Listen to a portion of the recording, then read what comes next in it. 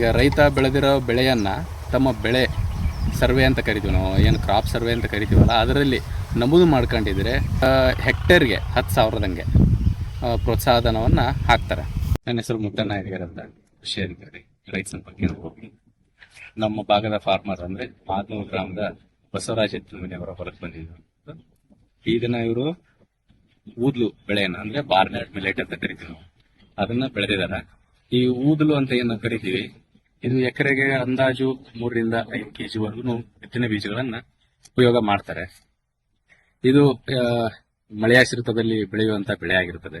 ಆಮೇಲೆ ಇದಕ್ಕೆ ಅಂತ ಹೆಚ್ಚಿಗೆ ರಸಗೊಬ್ಬರ, ಕೀಟನಾಶಕ ಬಳಕೆಯನ್ನ ಮಾಡಲ್ಲ. ಆದರೂ ಕೂಡ ಕೆಲವೊಂದು ಸಮಯದಲ್ಲಿ ಅಂದರೆ ಶೂಟ್ ಫ್ಲೈ ಅಂತ ಕರಿತೀವಿ ನಾವು, ಅದೊಂದು ಕೀಟ ಬರ್ಬೋದು. ಬಿಟ್ಟರೆ ಈಗ ಹಾರ್ವೆಸ್ಟ್ ಟೈಮ್ಗೆ ಕಾಡಿಗೆ ರೋಗ ಅಂತ ಬರ್ತದೆ. ಕಾಡಿಗೆ ರೋಗ ಅಂದರೆ ನಮ್ಮ ಭಾಗದಲ್ಲಿ ಈಗ ಇದನ್ನು ಹೆಚ್ಚಾಗಿ ಬೆಳೆಯೋದು ಏನು ಕೂಲ್ ವೆದರ್ ಅಂದರೆ ತಂಪಾದ ಪ್ರದೇಶಗಳಲ್ಲಿ ಇದನ್ನು ಬೆಳೀತಾರೆ. ಬಟ್ ಈಗ ನಮ್ಮಲ್ಲಿ ಇತ್ತೀಚೆಗೆ ಇದು ಬೆಳೆಯನ್ನು ಬೆಳೀತಿದ್ದಾರೆ. ಇದಕ್ಕೆ ಹೆಚ್ಚಾಗಿ ಸರ್ಕಾರದಿಂದನೂ ಪ್ರೋತ್ಸಾಹಧನವನ್ನು ಕೊಡ್ತಿದ್ದಾರೆ.